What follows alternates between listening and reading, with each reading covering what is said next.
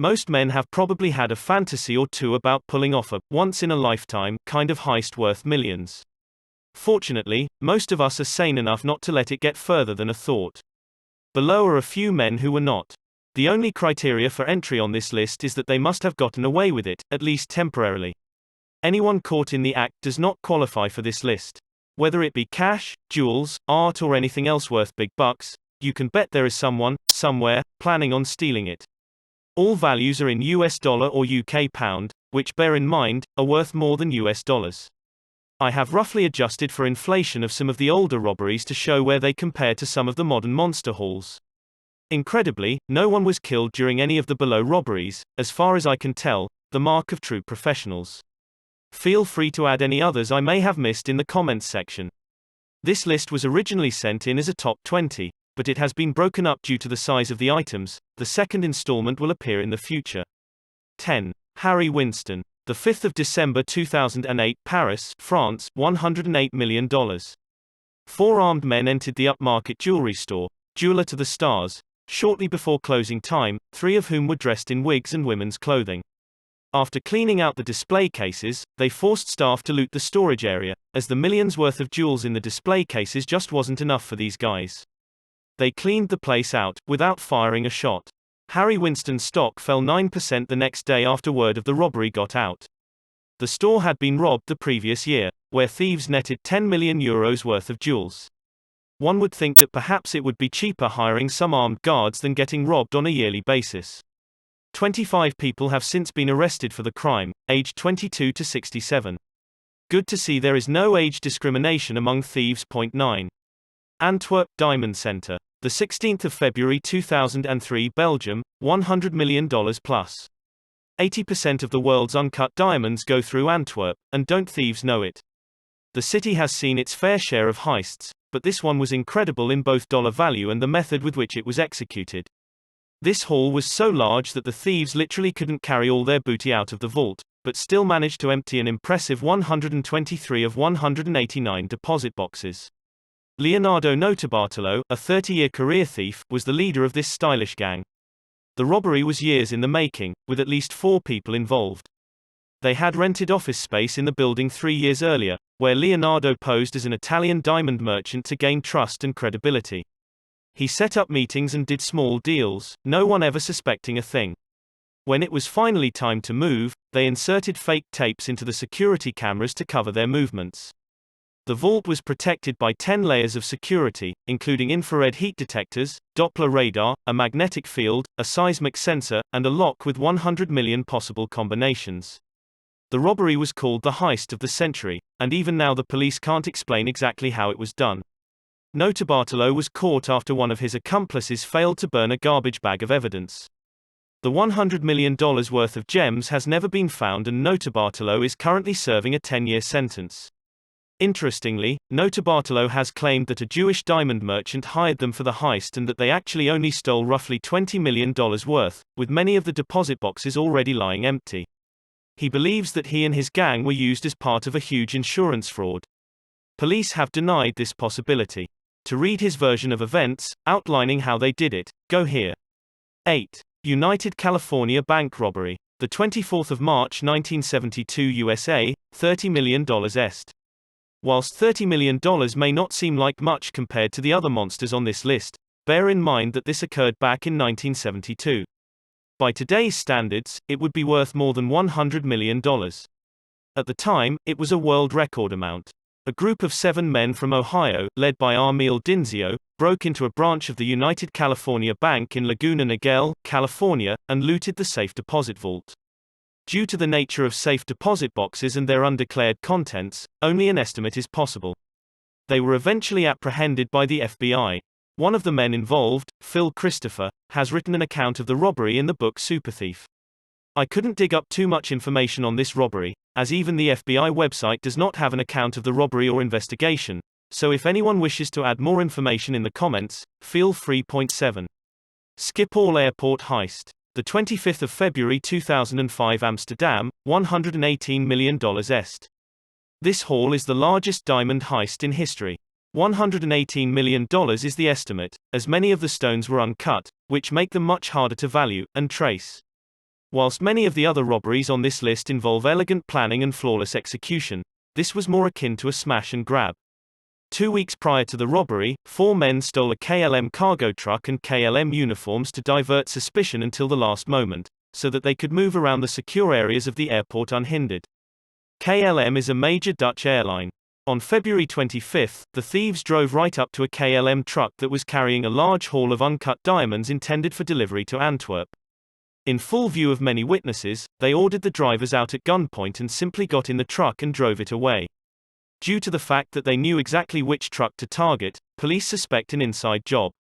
It was the second time in 6 months that the airport terminal had been breached. Several men have been arrested in connection to the robbery. 6. British Bank of the Middle East. The 20th of January 1976, Beirut, Lebanon, £25 million. The 1970s saw the rise of the PLO, a terrorist group led by Yasser Arafat, whose aim was to carve out a homeland for the Palestinian people.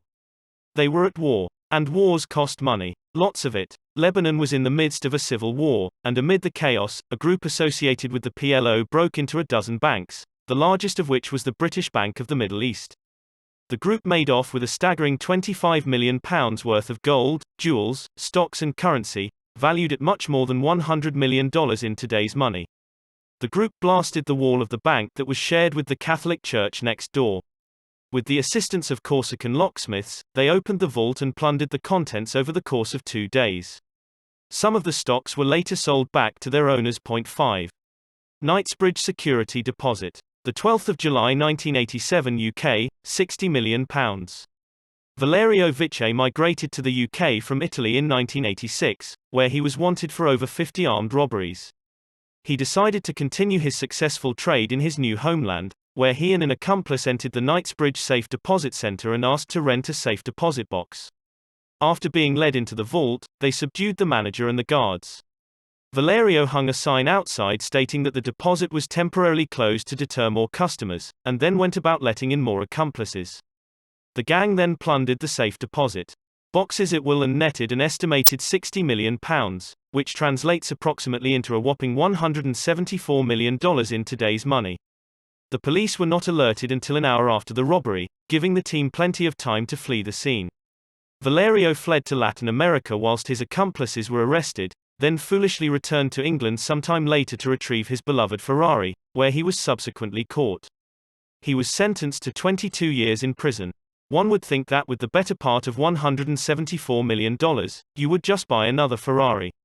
Or two. He was killed in 2000 while on day release in Italy, as a result of a gunfight with police. 4. Baghdad Bank Robbery. The 12th of July 2007, Baghdad, Iraq, $282 million. Employees of the Dar es Salaam Bank showed up to work one morning to find that the doors were unlocked, the vault open, and all the money was gone. It is believed that 3 guards at the bank made off with a staggering $282 million in this whopping haul. Yes, more than $250 million. That's more money than the entire economies of some small countries. It is unclear why the bank had such a large amount of cash on hand, but it was all in US currency.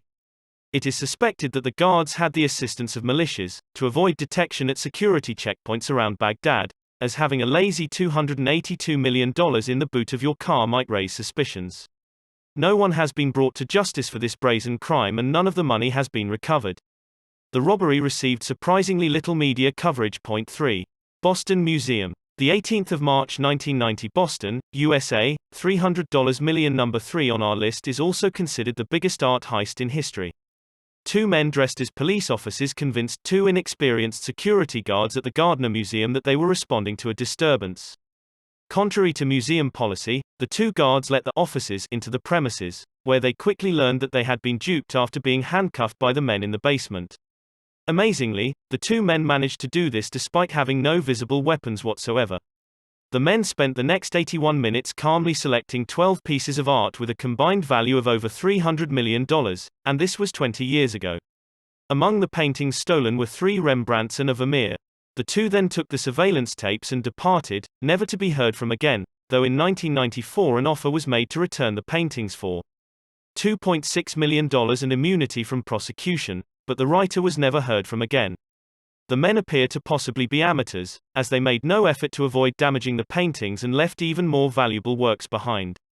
The case has never been solved, and there is a $5 million reward for any information pertaining to the return of the artworks. Also, authorities have announced that they will not prosecute anyone who has the paintings and offers to return them.